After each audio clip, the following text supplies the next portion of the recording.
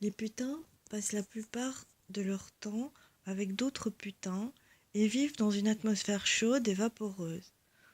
Un cabinet de toilette, peut-être un maquereau qui est une figure de carton pâte par lequel ils sont obsédés comme le sont les élèves d'une école de filles dont le seul professeur masculin de religion, ici presque sur le point d'être touchables.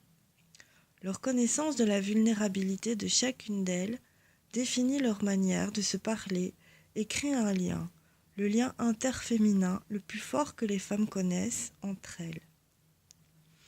La sexualité des femmes n'est pas orientée vers un but, elle est diffuse.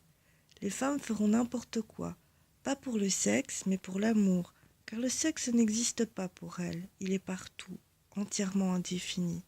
Chaque mouvement, geste pour elles est un haut sexuel. C'est pourquoi les femmes peuvent être sexuellement sincères et fidèles.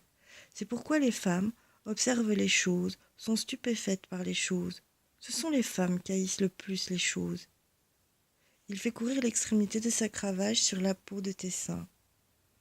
Pourquoi n'as-tu pas apporté tes fouets cette nuit? Au moins tu peux me gifler le visage. Se saisit de tes larges mamelons et tire. Te traite de putain. Tu es serré autour du pieu charnel qui te remplit et te brûle. Le pieu ne sort pas. Caresse-moi avec ta bouche. Tu es contente de te prostituer avec cet étranger.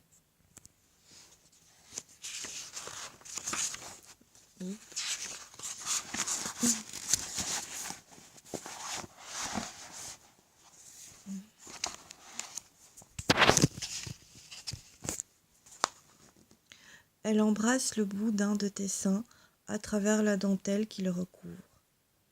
Ils refusent de me donner leur nom, dit-elle, mais ils sont beaux, non?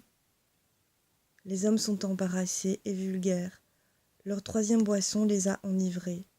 Ils prennent une table de 4. Comme ils finissent de dîner, l'homme qui t'a prise la nuit dernière entre dans le restaurant. Il fait un signe discret et s'assoit seul. On monte? Un des employés de l'hôtel te conduit à une chambre. Sans qu'on te le demande, tu vas vers ton client pour lui offrir ta poitrine.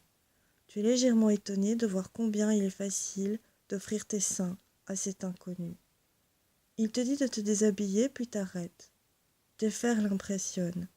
En retirant sa pine du trou de ton cul, il dit « Si tu es vraiment extra, je te donnerai un gros pourboire. » Il n'est pas possible que quelqu'un t'aime encore ou que l'amour ait une quelconque importance, car il n'y a pas d'espoir de comprendre ce que tu veux. Tu es une personne morte et tu as un rapport sexuel.